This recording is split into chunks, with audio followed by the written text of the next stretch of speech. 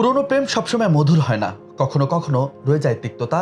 ঋত্বিক রোশন ও কঙ্গনা রানাওয়াতের সম্পর্ক ঠিক তেমনই, যেখানে ভালোবাসার থেকে বেশি জায়গা করে নিয়েছে অভিযোগ, তিক্ততা ও বিবাদ।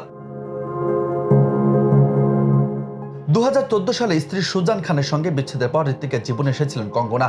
শোনা যায় প্যারিসে ঋত্বিক তাকে প্রেমের প্রস্তাবও দিয়েছিলেন, তবে সবকিছু চলেছিল গোপনে। কৃষ্ণ 3 ছবিতে একসঙ্গে কাজ করে তারা সুপারহিট হন, কিন্তু ছবির সাফল্য ম্লান হতেই সম্পর্কে আসে ফাটল। তারপর শুরু হয় বিতর্ক। কঙ্গনার অভিযোগ, ঋত্বিক নাকি তাকে ভুল প্রেমের ফাঁদে ফেলে মনের খেলা খেলেছেন। এরপর তো ইমেল কাণ্ড। কঙ্গনার দাবি, ঋত্বিক তাকে আপত্তিকর ছবি পাঠাতেন, এমন ছবিও চাইতেন। ঋত্বিক অবশ্য এই অভিযোগকে সম্পূর্ণ মিথ্যা বলে আইনি পদক্ষেপ নিয়েছেন।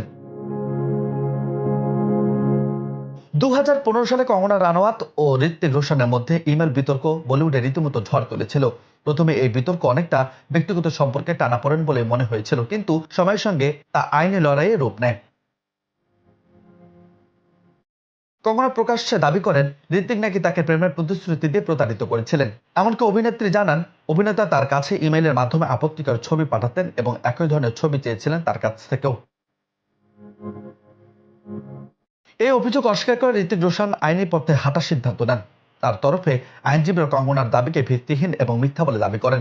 সেই সময় তাদের মধ্যে একের পর এক নোটিশ, পাল্টা নোটিশ ঘুরতে থাকে। ব্যক্তিগত সম্পর্কের গণ্ডি ছাড়িয়ে এই ঘটনাকে ঘিরে মিডিয়ায় তৈরি হয় প্রবল চর্চা। তবে ঋত্বিক আইনি সাহায্য নেওয়ার পরও কঙ্গনা কিছুটা চেপে পড়লেও তার ঠোঁটকাটা স্বভাবের কোনো পরিবর্তন হয়নি। বরং সময় যত গড়িয়েছে, কঙ্গনা তত বেশি করে নিজের অবস্থানকে জোরালো করেছেন। যে কোনো প্ল্যাটফর্মে ঋত্বিকের প্রসঙ্গ উঠলেই কঙ্গনা সেই প্রসঙ্গে মুখ খুলেছেন। আবার ঋত্বিকের কোনো ছবি মুক্তি পেলেই কঙ্গনা সোশ্যাল মিডিয়া বা বিভিন্ন সাক্ষাৎকারে নেগেটিভ পাবলিসিটি করেছেন।